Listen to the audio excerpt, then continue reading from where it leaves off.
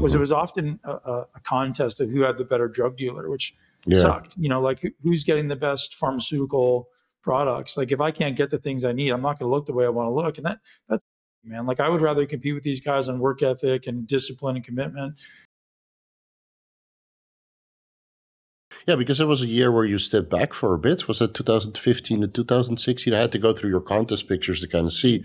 Because at one point you got like super gigantic, but you also had a little bit of a distension going, and then you disappeared for a while, and then you came back with a vacuum, which is now when we're looking at the stage now, like everybody in the top 10 basically can pull a vacuum. But you were one of the first quote unquote mass monsters to actually do that and come back from a period where you had some serious distension going on back in the day. So I think so that's a big change. Serious distension. So I think for me, Steve, I when they stopped including posing in the judging, I just stopped doing it. And I think as a bodybuilder, posing needs to be such a part of your routine because it allows you to pay attention. And so I started hating my physique in 2014 and 15 because, I have kids at home. I go to the gym, I train, I follow my diet. I didn't really pose. I didn't really go and do the extra ab work. I didn't really do all the additional stuff. So I stopped paying attention to it. And then I started hating my physique, and I was like, I don't like the way I look. So I committed to myself to do everything it took to bring a physique that I actually loved and appreciated to the stage of 2016, which really, everyone's like, what did you do? And the answer is, one, I learned how to breathe, right? I created a breathwork practice. Two, I just paid a lot of attention to it. I have an obsessive personality, and I just paid a lot of attention to it. I was like, I'm going to bring a waist that is impressive, and it just takes paying attention. Anyone can do it. All these guys who have big blown up distended waists, sort of everything in the past now, but even some guys now, I'm like, you can change your waist. You can totally do it. It's not hard. It just takes attention.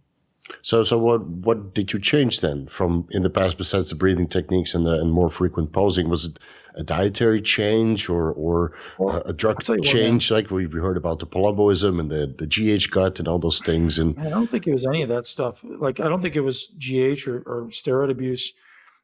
For me, I got to 325 pounds, and when I was 325, I didn't look bad. I mean, it wasn't like, where my gut became distended, Steve, is because I have every obesity gene on the planet. Like, I can eat all day. I'm never satiated. I can just eat all day long. Same here. For me to be 320 pounds was easy. I could have easily been 350, 360. My waist would have been massive. I don't ever get satiated. The so-called buffet gene. I go to the buffet, I just keep eating, man.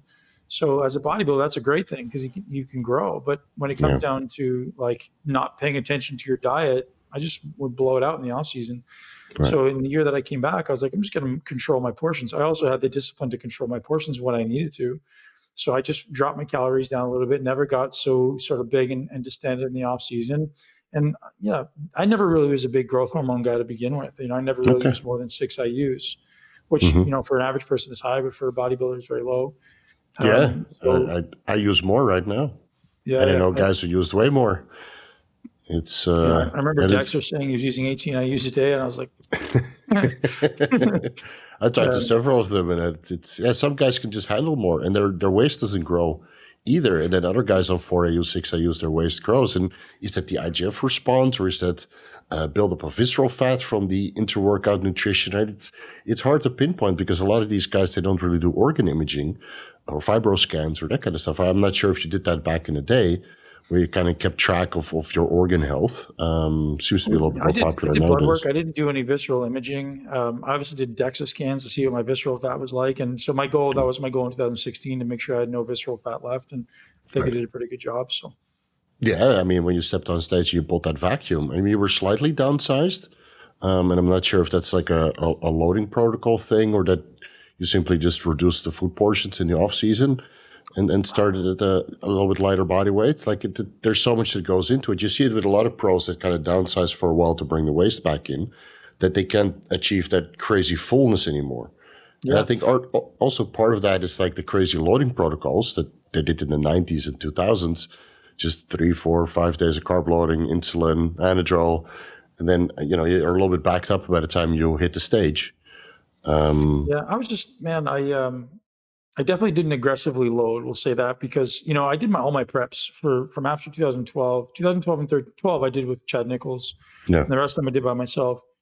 And I think, when you're standing there by yourself, looking in the mirror, you're like, I don't fucking know, man. Am I full? Am I flat? Am I fat? I don't know. So I just kind of took a mathematical approach, and I was like, I'm just going to go a little bit above, sort of my total daily expenditure for 4 or 5 days in a row, and just slowly fill out instead of doing anything extreme. When you have somebody there who can keep her eye on you, that you trust, then it's a little bit different. You can be a little more aggressive. But for me, I just wanted a little bit of peace of mind to know my waist was going to be tight. And I just wanted, I wanted to bring a different sort of aesthetic package rather than just being the big blown out beast. Yeah. But which look did you like more? The big blown out beast, super, Pakulski, or like a little bit more streamlined where you could actually pull a vacuum? Because I think you were one of the first to actually pull that off. Yeah. So my after the favorite look 2000s. for me was 2012, I think, was, as I was just sort of breaking onto the scene. That was my favorite look at the Arnold, the Olympia 2012. And that was, I could have done a vacuum. I just didn't even think about it because it wasn't something I ever thought. Because I never thought my waist up to that point had never been blown out. Right. My waist had always been pretty consistent. And then after 2014, I just stopped paying attention to it. So my waist got bigger. And so I really liked the fact that I could pull a vacuum. I thought it was impressive because my waist was the same size as my legs on stage. So I was like, well, that's pretty cool. That was really cool. Yeah. So it's nothing. There's nothing to do with changing your drug protocol, because people always speculate, right? Like as an observer of IFB Pro bodybuilding, you never really know what's going on because you have the magazines, and those were a little bit half truths, and sometimes the pros are a little bit reluctant to talk about performance enhancing drugs, especially back in the day. So we're here wondering, what did he do? But if it's mostly posing and changing your meal, my meals drug around, protocol, brother, was the exact same from 2009 all the way to 2016. It was always the same. I literally did the same stack because I was like, well, it's predictable. I know what it is. I had this like protocol where at 12 weeks I would do this, and 9 weeks I would do this, and 6 weeks I would do this, and I would kind of make adjustments, and it was always the same. Provided I could access the ingredients or the molecules I wanted to access, I did the same thing all the time. There are certainly years where you could access better quality stuff. I don't know if you faced that in Thailand, but as a pro, that was one of the challenges. One of the things I hated about professional bodybuilding was it was often a contest of who had the better drug dealer, which sucked. Like who's getting the best pharmaceutical products. Like if I can't get the things I need, I'm not going to look the way I want to look. And that's shitty, man. Like I would rather compete with these guys on work ethic and discipline and commitment rather than like who's got the best, pharmaceutical enhancements. And unfortunately, that's just the way it was. The weird thing is, it still happens to this day where some of the IFB pros, they after, they're 12 weeks into their diet and they don't look like they're supposed to look. And then they go test their gear and it's 50% underdosed. From a reliable source.